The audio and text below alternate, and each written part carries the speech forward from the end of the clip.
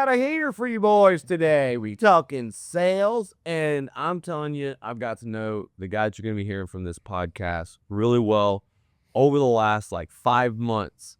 You know, inside of this podcast, we're going to talk about a 7-figure, 8-figure earner in the financial services. You can call it a white-collar business.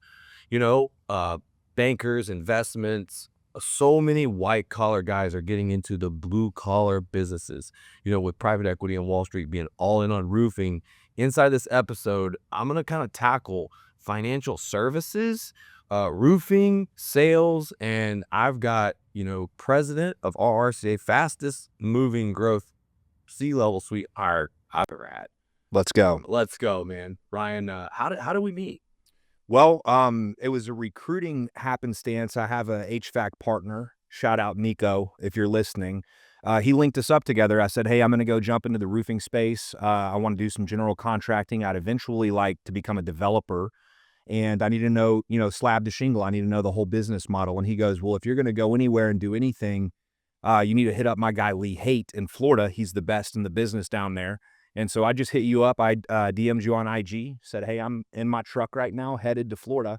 Hopefully we can meet up. This is the part where it got a little crazy, you know, because I get a bunch of weirdos. Like my father-in-law at lunch, he was telling us about the collection of people in roofing. What did he say? Yeah, he's never seen a more oddball group of people than roofers. Yeah. Oddball, outlaws, renegades. Guys, I'm your guy. I said, I guess, what are you trying to say, Jay? Are you trying to say that I shouldn't be proud to be at the top of that pile? Yeah, that's right. That's right. He said someone's got to do it. Somebody's got to manage the chaos, man. Hey. Too much money not to do it. Shout out to all my roofers. Thanks for watching, but y'all aren't the only ones watching. I got solar guys, sales guys, entrepreneurs, people just curious. Yep. And I'm sure you were curious. Like, what made you curious about roofing? So a long time ago, I was, this is going back 20 plus years. I was exposed to disaster restoration by a buddy of mine, and his father was a 1/9 partner in the largest disaster restoration company in the country at that time. And I got to go to Florida and Louisiana, all these places. And these guys were so rich, you know, they would get in their own helicopter to get surveyed of the city. You know, we use NOAA satellite viewer to, you know, find damage. They just hopped in their own personal helicopters and, you know, flew it around. So I was like, there's money here. I knew there was money there. I was in that industry for probably 3 years, then kind of went out of the industry. And I told my brother, he's a business partner in financial services with me. I said, man, if I ever get into anything else, it's going to be large loss restoration work, because you can make money hand over fist. And I don't know about where you guys live in the country, man, but there's a natural disaster somewhere all the time. I mean, as we sit here today, we're going through Hurricane Milton cleanup. There's some storms in Texas. You know, yeah, storms in Texas, right? Hell over here. Hell everywhere. You can find work everywhere. And the reason I like that for anybody that's listening is I want to be in a needs-based business, not a wants-based business. If your roof gets ripped off, you need a new roof. There is no getting around it. You have to get that fixed. It's a priority, right? I want to be in an industry where people need it, not just want it, right? So that's why general contracting for restoration work makes a lot of sense to me. And it's a good fit for me. I love leadership. Every time I see a white collar, won't come blue collar. Yeah.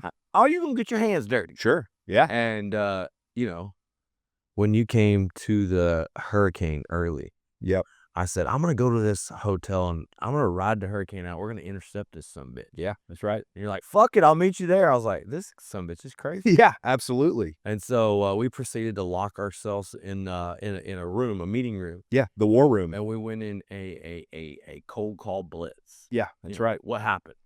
Well, we locked ourselves in 8 hours a day, smashed the phones, teed up a bunch of appointments, and I think $5 million thereabouts of commercial came out of calling in that one room. Now, it took us weeks and months to close the deals, but the activity generated the leads that were closed for that. So I love boiler room style phone calling. You know, most people don't have the patience to sit there for 6 or 8 hours and stay glued to the phone and setting up their appointments, you know. You're a 7-figure income earner, so am I. That doesn't mean it's above me not to sit down and dedicate myself to a process that works, right? So I just love the boiler room stat. I like the feel of getting in there and getting my hands dirty. Now, you're teaching a lot of my guys how to be more millions on the phone producers. roofers, contractors, guys that are watching this, or sales guys, what do you see that are the biggest mistakes that they make with the phones? Well, picking it up is the first big mistake. You got to pick it up. Right. You know, you have to get on the phone and Follow up, dude. follow up. Listen, it's a discipline. It's like anything else in life. There's funner things to do than sit on a phone for 6 hours, but there's not many things that make more money. So I would prefer to discipline myself to do activities I don't love doing in order to get a result that I love having. And I think that a lot of people just don't have the attention span or the discipline to sit down, say, this is going to suck for the next 6 hours. I'm gonna make a bunch of money while I do this. Now, there was a story that came up in our cold calling. I would be dialing and I would get a lead. Yep. And even, my dopamine, just immediate like need for like going and seeing that roof, seeing the damage, signing the deal. Yep. In a hurricane, you just want to get out there and eat fucking tea. Yeah, that's right. That's right. And so what happened? What happened? So, I think it was within 20 minutes of our first call session, you get on the phone with a property owner that's got a nice portfolio of commercial property. He goes, yeah, man, get out there, take a look, and let me know what I got going on. And you're like, hell yeah, let's go, boys, pack up. We're hitting the road. And I said, whoop, time out. Hold on a second. Hold on, cowboy. We're going to set up about 20 of those real quick. And then over the next 2 or 3 days, we're going to go out there and pick up a bunch of money in the street, And it was tough to sit back down because, you got a marlin on the hook out there. And I want to go land that fish, but I want to get about 30 or 40 marlins on the line. So if I break one off, we still got 29 more left to land. And to translate that for a lot of the people watching this that do residential sales. Yep. In a hurricane, not every roof is damaged. A lot of times when you're working an old hailstorm, some of the roofs have already been done. You're on a no roof left behind campaign. You're working the old roofs in the neighborhood. You're working the old roofs, and you have to go and look for the good ones. You have to look for the old roofs. Yep. You have to look for the damage. Yep. You got to see somebody like with signs of life where they're in the driveway, and then you got to go hit them with the ultimate pitch. Yep. But you got to like have all these ingredients lined up, and you drive around. What happens? You make money. You do make money, but at the same time, phone versus door knocking, we noticed that what's very different is when you dial in, you make a list. Yep. You see something a little different, even with phones and residential. Sure. What have we discovered? The people are much more likely to schedule an appointment with you over the phone than they are when you're on their door. And I like hand-to-hand combat. I like being in the field. I like talking to the customers. But for whatever reason, people are much more willing to say, sure, swing on by tomorrow between 4 and 6. Show me what I've got. Some people don't like door-to-door sales. So whenever you knock on that door, that you're dealing with a combative person from the jump. When they answer their phone and you're good on the phones with a good script, they're going to hear you out, hear what you have to say. Now you're walking into a scheduled appointment versus a combative atmosphere on a door knock. We do both. We knock the doors. We also use the phones. It's a two-pronged approach. You have to use both. Well, and I want to kind of throw a real nugget for my hardcore roofers in there real quick. Roofing Redline App has been a big back to the basics, sell by door to door, work the setter closer model, make sure that you on the front end work the neighborhood by knocking on every door 6 different times, following up the correct door. Got to. But what we've done this year when you came on board is we've learned that, marking the storm damage pins with our door-to-door app, calling the people that we've already knocked on the door that had damage but weren't home. It's really contacting on their cell phone number that's an unfair advantage. That's right. It's almost like you get their number and you're like, how'd you get my number? Right. Is it kind of like that? Yeah, a little bit. Listen, my truck goes fast. My phone goes faster. Listen, I can hit an entire neighborhood in a couple of hours on the phone. It'll take me a week or two in the actual field. And so I've got to be able to move quick, right? If you want to really get a big pipeline of deals, you got to move quick. And that phone moves fast. It moves faster than any car does. So I don't know about you, but I think that it's a little bit of a tear because I want to be out there in the streets, in the field, hand-to-hand combat, knocking doors because it's fun. Sitting on the phones ain't as fun, but damn, is it productive. Yeah. And I want to do productive stuff. Just the other day, you had a little case study. We run around, we do blitzes, we get in a truck, we go to a neighborhood, we look for signs of life, knock doors, celebrate wins inside the group chat. It's great. That's right. But you wanted to run a different kind of blitz at the office. And so what'd y'all do? Sat down for a little under 3 hours, and we pulled our storm damage pins off a Roofing Redline, put them into a spreadsheet. True people searched them up, got their number and address, and just called them. And in less than 3 hours, we scheduled 9 inspections, which totaled $1.1 million in change in estimate or completed offers going out. Just like high-end residential tile deals, it's storm-damaged property. That's right. And, what's really cool is that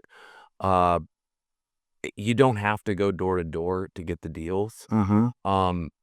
Watching this right now, it's so crazy to think that a guy from financial services could come into roofing with really not the work order and build and project management skills be elevated to a presidential position of RRCA. So this means that literally you are right below me in the company, directing sales, helping me with profit, and helping me hit our year-end goals.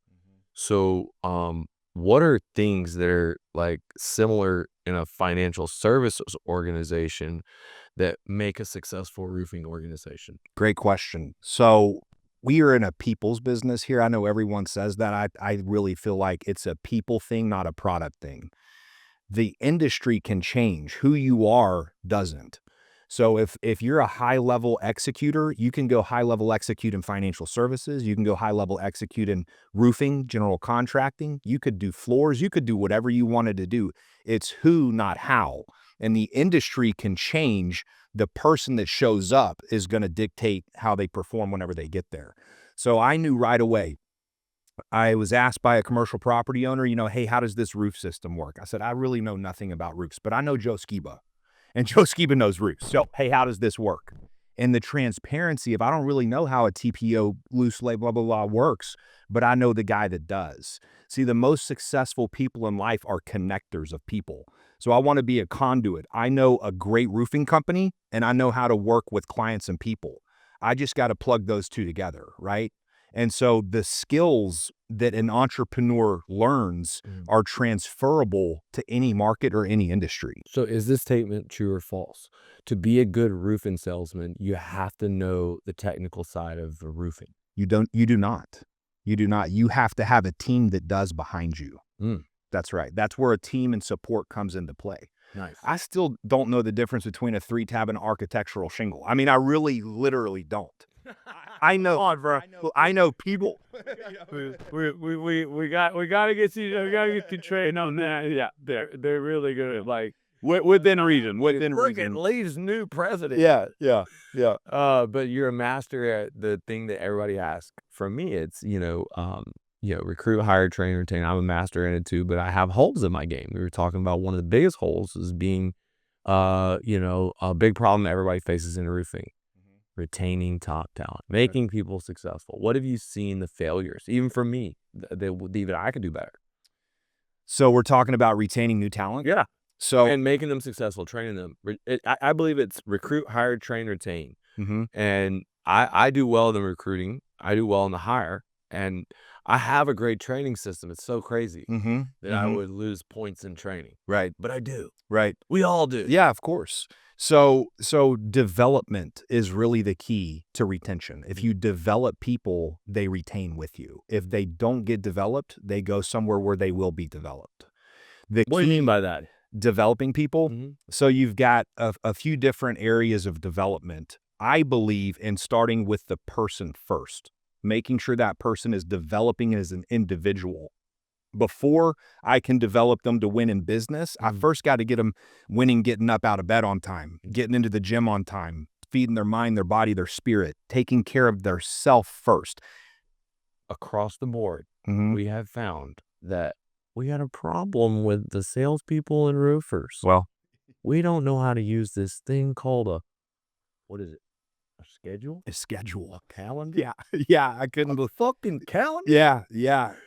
Tell me you're teaching these boys how to get on a calendar. Right. Hey, listen. If you're, why does we got to be taught how to be on a calendar? If people are fine where they're at, then stay there and don't change. If you want to go to the next level, it's going to become apparent that you can't unless you schedule your growth. There is a real thing that if it's not in a planner, it just doesn't get done. And here's why. Most people live 90% of their life reactive. They react to everything that happens around them. They're not proactive with their time. So if I'm proactive, I'm scheduling out my days, my weeks, my months, my year. It took me 60 hours in December to plan out 2025. 60 hours of sitting there, looking at each day, each week, each month. Where am I going to be? What am I going to be focused on? What am I going to be doing? People don't fail to plan. They plan to fail. That's the approach. If you're not putting shit on your calendar, is you're planning to fail. I mean, that's your plan, is you're going to fail because it's not planned out. It's one of the things that, you have really helped us with is everyone needs accountability. And what we learn is that people, when their calendar isn't clear of what they're doing in sales leadership, they drop the ball. And we have to teach how to sell, build, and collect, how to be a project manager, how to set expectations and collect money, along with continue to sell and get referrals in a book of business. Right. So it's constant mentorship and not just door knocking and closing. Yeah. But we're working with insurance companies. We're working with all these different types of, construction systems. And, the one thing about it is like, we complicate the business, and there's a lot of people that are involved in the business, but what's the one thing a business owner should be focusing on? Like, if there's one big thing that you focus on that you could be good at and you sucked at everything else, what do you think it would be? Talent acquisition. If you can put the right people on the team, you will win. I've been a good coach and I've been a bad coach, and I've always been a better coach with better players. You have to be. If I could only do one thing to grow a company, it would be talent acquisition. How can I get top level A+ talent in this door developed? That's all that matters. If you want to go from where you're at to where your vision is, it's going to become apparent that you have to have really good people to get there. So if my attention is anywhere else other than talent acquisition, I'm slowing myself down to accomplishing that vision. So my answer is simple: talent acquisition. Boom. And, I would say, look, guys, if you want to hire people, you need to win. You need to document your win. You need to go out there and give away your wins. Meaning sometimes when you win the best job in the neighborhood, you give it to a sales guy to run out for half the commission, and now he can sell 10 more jobs in the neighborhood. Leaders are feeders. You have to feed the people. Leaders feed. And you see a lot of these, guys that we're working with, sales guys, get through this process and get hung up in their brain and hit a little roadblock, take 3 steps forward, 2 steps back. In your experience working with these roofing salesmen, is there anything that they encounter that you don't, that's unique? Well, I think that the biggest thing I've seen is people take something that's not complicated and want to complicate it.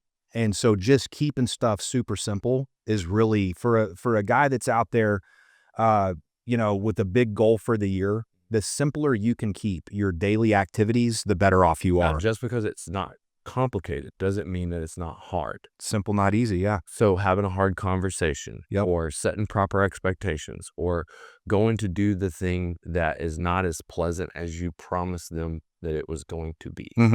This is where we see the salesperson make it more complicated. And when you say that you have to teach people life skills, a lot of times the biggest skill in life that's most important is whatever the hardest thing you got to do today, eat the code. Yeah. You fucking do it first. That's right. And we find that with these sales guys in roofing in particular, when they don't eat the toad day after day, they have a 0. We talk a little bit about these 0 days, and we had one come through, a 0 week, a second 0 week. What do you think is coming? How long does it take? So that's the death of a salesman, right? Whenever you stop being active, it's a matter of time. A lot of times what we find out is people quit 3 months ago. They just turn their shit in today. You know what I mean? Whenever I see activity dip, typically people don't recover. It's not like I'm going to decrease my activity and somehow become successful. Success is always precursed by activity. And so if I've got a day or a week where I'm bageling or I'm not doing well in the field, I can get in my feelings and not want to be active and productive tomorrow, or I can say, that's not who I am. I'm not about that losing shit. I'm going to get out here and shake things up and go harder. See, I believe that if I'm running a system and my numbers aren't where they are normally at, then the numbers are now, the odds are in my favor. So this is where you'll see like a closer that can close at 70%, right?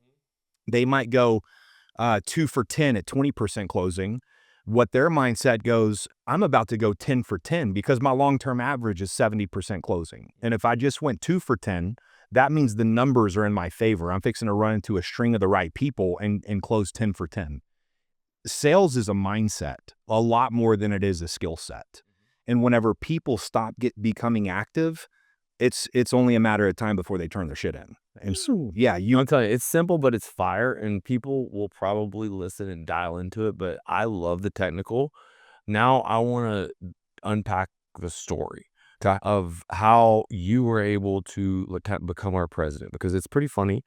When you want to become a leader in a new group, I listened to Peyton Manning talk about leadership, how when he went from the Colts, he went to the Broncos, he had to put away his Peyton Manning hat and say, you know what, here, I'm going to not be this outspoken, crazy leader. I'm going to demonstrate, basically start from scratch. Yep. And what you did, like a lot of times I've hired guys, consultants, I've hired other people, C-level people. Sometimes it hasn't worked out. And what do you think has made you different? Because I got guys that have been with me, and I'm like, this guy, he's the guy that you need to listen to. What do you think you did differently to earn their respect? Well, the first thing is I've got to be willing to enter into any organization and do the toughest parts of the job, because nobody has respect for you if you don't come in and experience what it's like doing the challenging stuff. I don't want to lead people that don't trust me, and I don't want to lead people that don't respect me. And I know the only way to get trust and respect is to actually do the work. Not say, oh, well, I've done the work somewhere else. Well, that wasn't here, dude. That was somewhere else. You have to come in and do it here. Totally okay with that. You know, I would do it all over again, you know, at the drop of a hat, because I think it was the execution of landing the big jobs. Yeah. Because sometimes these roofers, they're just like any other bunch of villagers. Sometimes they come at you with pitchforks. Yeah. Sometimes they come at you with flames. Yeah. And sometimes they need you to hold up some motherfucking heads. That's right. That's right. And so you held up some heads. Yeah, you have to. What'd you do? You have to. What happened? So, for any of you guys that are leaders out there, John Maxwell talks about the 5 levels of leadership. And the first level of leadership is position.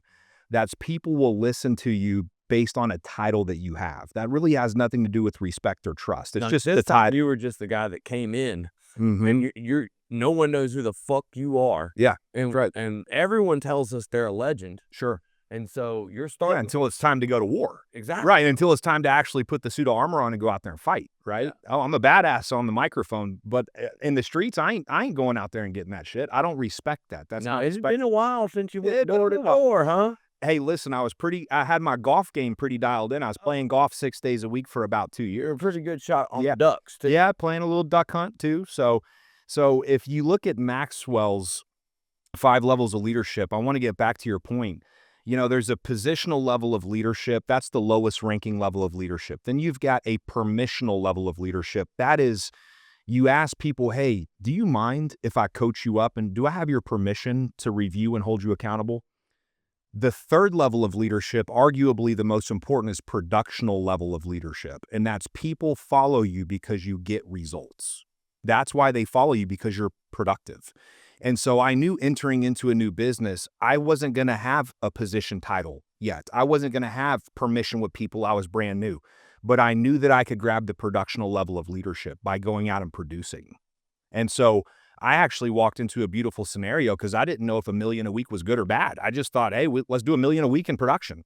Like, that should be pretty good. I don't know if it's good or great, but it should be pretty good. And if I want people to listen to what I have to say, I have to be able to produce. And I think a lot of people in a leadership position, it might have been so long since they produced that people forgot that they can produce, and they stop listening and stop following. So anytime I'm going to enter into any arena, the first thing I'm going to do is go take some heads off. That's the first thing I'm going to do. You know, if we're playing football, the first thing I'm going to do is throw my helmet on and go spear someone. Like, look out, dude. I'm on the field to play here. I'm not like tiptoeing around. I'm coming out here to play. I heard it on the phone and I knew it was a dialed in deal. What was the guy's name? Edlin? Yeah. Yeah. I was like, dude, he's got a good Yeah. he's got a good old boy. That's right. Yeah. And you just got a commercial business owner who's a redneck. He was down in the Keys. Yeah. Cool as hell. And signed. Did you ever meet him? Never met him. Talked to him for 20 minutes on the phone. Sent him a DocuSign PDF. Said sign there and we'll get to work. He said, "Cool. I like the way you do business. Let's do it. Can I get an easy button?" And it just continued on from there because we got a handful of opportunities. I mean, one after another. Yeah. The one thing about me being in a room with someone that was equally as good with their tone, equally as hard a worker, that was also helping me guide my people, was that you were bringing my level of play up. That's right. And that's the definition of leadership. That's right. That's a cleaner. That's what Tim Grover would call a cleaner. Mhm. You're raising the game of people around you. I went on a fucking tear. Yeah, you did. We were freaking going nuts. I've never been that disciplined to fucking just pound out 100 commercial leads, and I just got goosebumps because we still got fucking deals coming in. Absolutely. We're going to just keep converting. Absolutely. Turning into jobs. I mean, we just had 85% growth. That's right. And in February, we had a huge infusion of top talent. Look, guys, we have really started to break the dam on lead generation, commercial, high-end residential. We are hiring top performers, and we are going to be doing something that's fucking crazy. Absolutely. Here in Tampa. But you know, the one thing about like doing this is that you have spent a lot of time learning every part of the roofing business. Mhm. How much did you expect to spend so much time? I really didn't. But within a week or two of being here, I knew I had to. And you're making money in your other business. Like, Sure. talk to me a little bit about the first time you made $1 million, or the first time that your business was able to provide your, like, you know, like the highest level American dream type income. Yeah. So here's kind of a cool story. Maybe it'll inspire somebody out there. I was 27 years old, recently divorced. I left my wife with all the assets we had accumulated throughout marriage. And I called my mom and I said, "Hey, I need help. I'm broke. I don't know what I'm doing. I'm almost 30 years old and I don't have a home. Can I stay on your couch for a few weeks and can I borrow $900 for financial services licensing?" And she supported me and said, "Yeah, honey." And I made a commitment at that time at 27 years old that by the time I turn 30, I will have netted $1 million in income in the bank. And it was a week before my 30th birthday. I looked up and I had netted $1 million of income. And so to me, where I came from, that might as well have been $1 billion. I mean, it was literally more money than I knew what to do with. And I proved that too, because I made a bunch of crazy, awesome purchases. But, you know, I think that setting a standard for yourself, right? If dreams are free, it doesn't hurt to dream big. But you also can't be delusional. You have to have the work ethic and the discipline to back up your vision. And I think a lot of people would take a multi-million-dollar a year income if it was given away. When they find out they really have to work for it, it's not as appealing. It's just like, I'd rather be comfortable. And to me, good is the enemy of great. And I just got to be ready to go to war. You know, whenever I came into this business, Lee, me and my wife were pregnant with our first child. She was 8 months. And I looked at the NOAA weather app and I saw a storm coming. And I had been playing golf for 2 years. And I said, I'm losing the edge. You know, I'm not performing like I was whenever I was in the heat of battle. It's time for me to shake things up. You came to an edgy mother.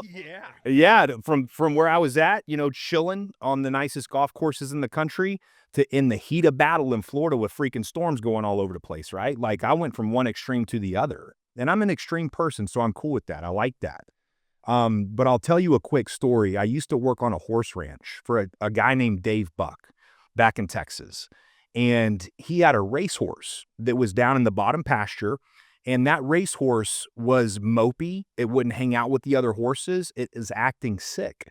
So I went to Dave and I said, "Hey, something's wrong with that horse down there. It doesn't, you know, it's not excited. It doesn't play with the other horses. Like, what's up with that horse?" And he goes, "Well, that's a racehorse, boy."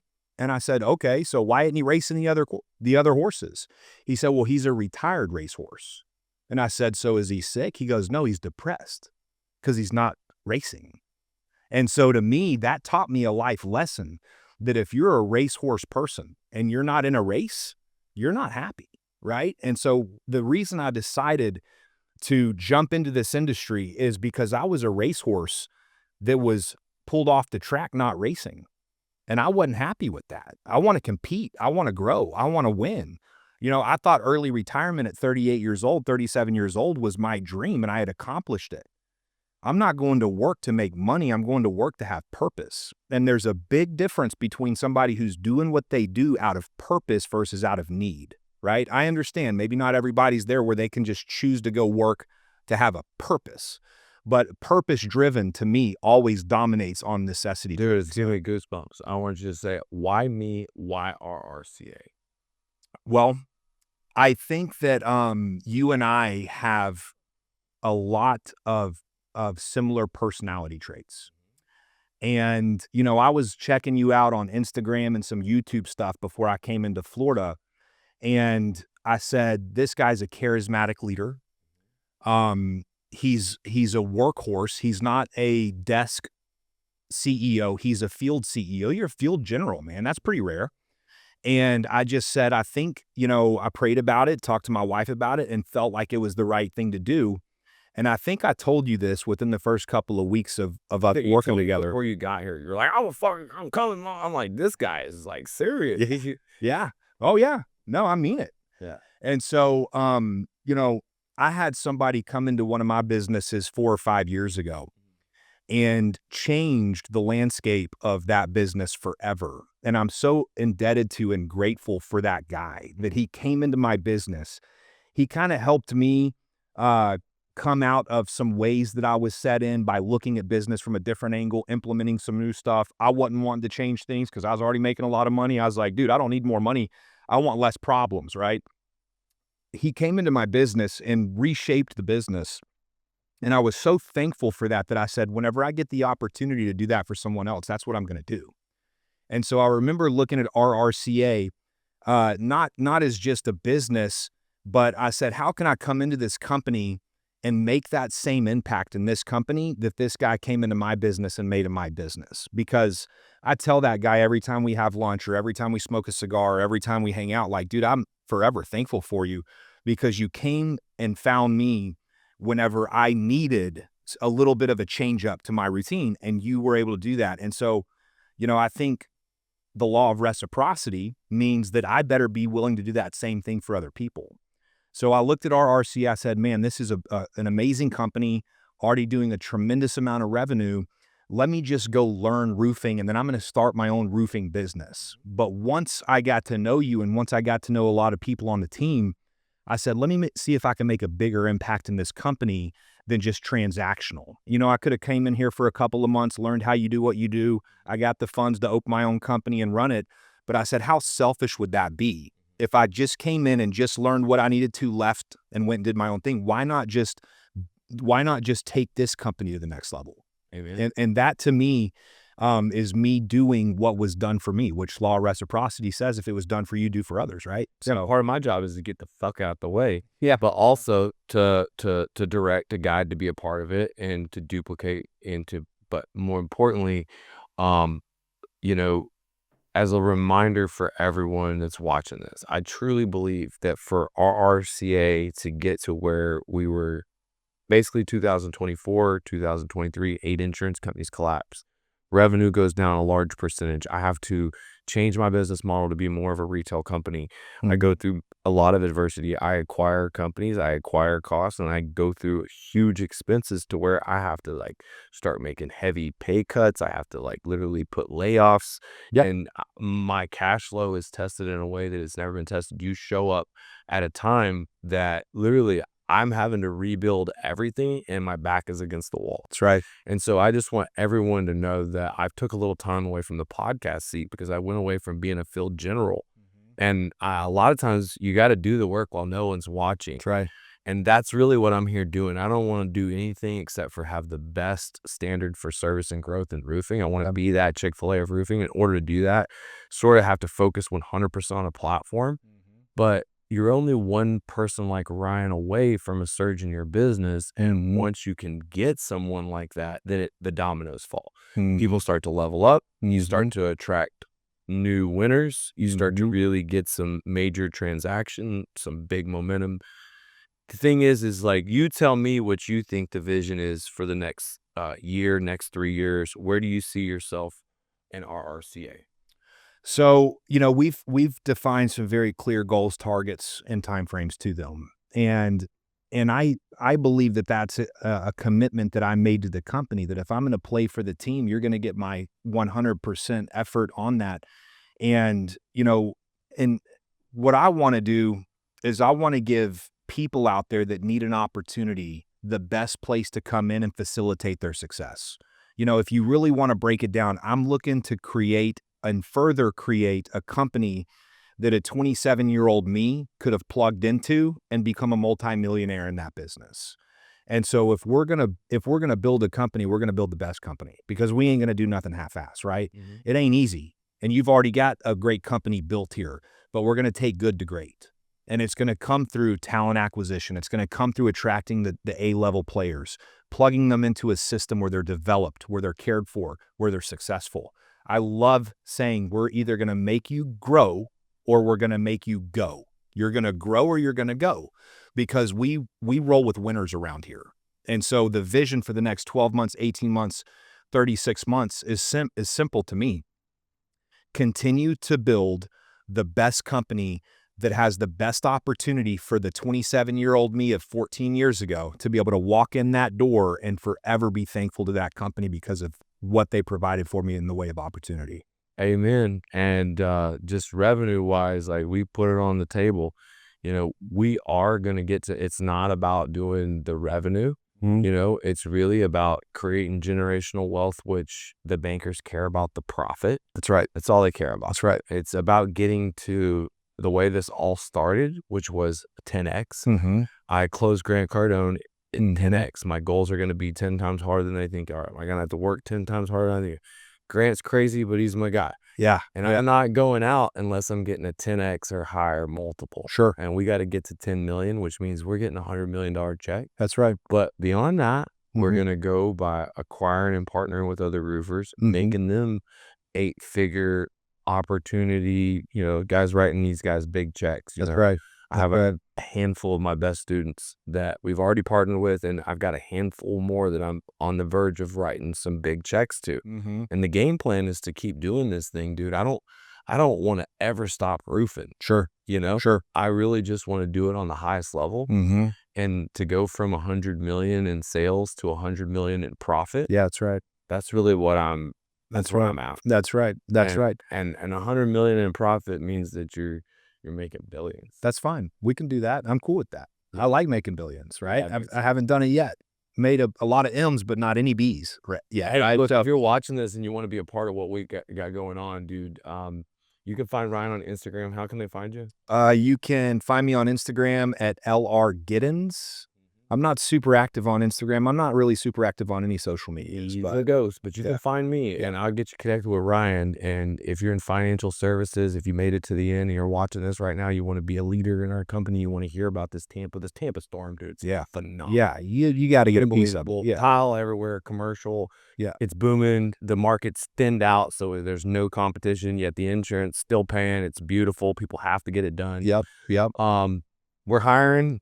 But also, we're going to be doing a lot of things. We're going to be holding events, training. We're going to be doing more podcasts. You're going to be hearing more from us. Dude, this is a great podcast, man. Yep. Appreciate you. Had a lot of fun, man. Had a lot of fun. To be one of many. Yeah. We'll run a whole chapter on this stuff. I love it. All right, guys. Comment below any questions that you have for Ryan about sales, about financial services, about the roofing business. We'll answer them after the show. Thanks. Cool. See you guys later, man. Be good or be good at it. Hey.